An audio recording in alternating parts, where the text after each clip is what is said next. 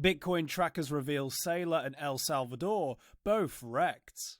According to two investment tracking websites, a pair of Bitcoin's most vociferous supporters, MicroStrategy founder Michael Saylor and president of El Salvador Nayib Bukele, are a combined $1.75 billion down on their well-publicized investments. Numbers published by SaylorTracker.com and NayibTracker.com show that Saylor, who bought 129,999 bitcoins at a dollar cost average of $30,634, is down nearly $1.7 billion, while Bukele, who bought more than 2,000 bitcoins at an average of $45,000, is out nearly $65 million.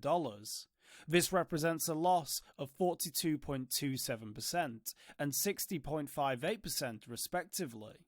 Currently, Saylor's stash is worth nearly $2.3 billion, while Bukele is sitting on just over $42 million worth of the currency.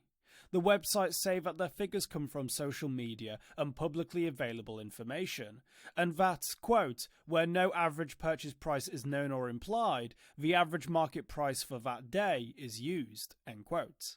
This means that there's a margin for error as far as exact losses are concerned, but even with this taken into account, the numbers are eye-watering. Saylor and Bukele's Bitcoin hyping looks to have failed. Saylor is famous for his permanently bullish outlook on the world's leading crypto, and has made waves on a number of occasions for his sometimes outlandish statements. Indeed, he once called Bitcoin a bank in cyberspace, run by incorruptible software, offering a global, affordable, simple and secure savings account to billions of people that don't have the option or desire to run their own hedge fund, end quote. And if that sounds more optimistic than outlandish, he also once called Bitcoin a, quote, a swarm of cyber hornets serving the goddess of wisdom, end quote. Bukele, on the other hand, has been touting the currency as his country's future, referring to El Salvador in a speech to the United Nations as, quote, the land of surf, volcanoes, coffee, peace, Bitcoin and freedom, end quote.